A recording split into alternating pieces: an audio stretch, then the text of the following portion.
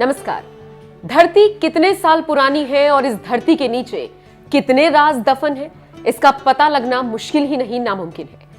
इस धरती के नीचे वो राज दबे हुए हैं जिसकी था लगाना काफी कठिन है। वैज्ञानिक भी हैरान रह जाते हैं जब वो धरती के नीचे दफन अद्भुत राज को अपनी खुली आंखों से देखते हैं। क्या आपने अभी तक ऐसा देखा या फिर सुना है कि जमीन के नीचे एक गांव दफन है और अब उस गांव के ऊपर से झील बह रही है? आपको हैरान होने की जरूरत नहीं है, बल्कि इस रहस्यमय दुनिया के बारे में जानने की जरूरत है। वैसे तो अक्सर खुदाई के दौरान धरती की गोद से कुछ ना कुछ रहस्यमय खजाने हाथ लग ही जाते हैं, कभी मूर्ति तो कभी धातु से बनी दूसरी चीजें। लेकिन हम आपको जो खबर बताने जा रहे हैं और जिन तमाम तस्वीरों से वाकिफ कराने जा रहे हैं, वो मूर्ति या फिर धातु से बनी कोई दूसरी चीज नहीं, बल्कि ये तो एक झील है जो आज वैज्ञानिकों के लिए चुनौती बन चुकी है।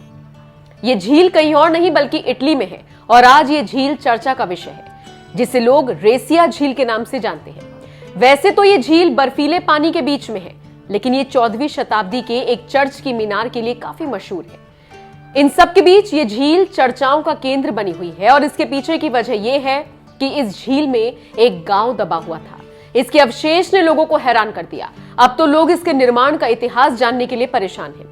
बता दें, झील की हालत काफी खराब हो चुकी थी, जिसकी मरम्मत के लिए अस्थायी तौर पर इसे सुखाया गया। झील जब सूख गई तब एक खोए हुए गांव के अवशेष लोगों को देखने को मिले, जिसे देखने के बाद लोग दंग रह गए। आपको बता दें, लेक रेसिया को जर्मन में रेस्चेंसी के नाम से भी जाना जाता है। ये झील इटली के दक्षिण टॉयरोल के अल्पाइन क्षेत्र में स्थित है। ये इलाका ऑस्ट्रिया और स्विट्जरलैंड की सीमा पर है। एक रिपोर्ट की यहां पर माने तो साल 1950 में यहां क्यूरॉन नाम का एक गांव था। उस समय इस गांव में सैकड़ों लोग रहा करते थे, लेकिन सरकार यहां पर एक हाइड्रो इलेक्ट्रिक प्लांट बनाना चाहती थी, जिसके बाद हाइड्रो इलेक्ट्रिक प्लांट बनाने के मकसद से यहां 71 साल पहले एक बांध का निर्माण करवाया गया। इसके लिए 2 झीलों को आपस में मिलाया गया, जिसके बाद क्यूरॉन गांव का अस्तित्व खत्म हो गया। बताया जाता है तत्कालीन ग्रामीणों ने सरकार के इस प्रोजेक्ट का विरोध किया था, लेकिन अधिकारियों ने उनकी एक नहीं सुनी। जब अधिकारियों ने एक बांध और पास की 2 झीलों को मिलाने का काम शुरू किया, तब यह गांव पानी की गहराई में खो गया।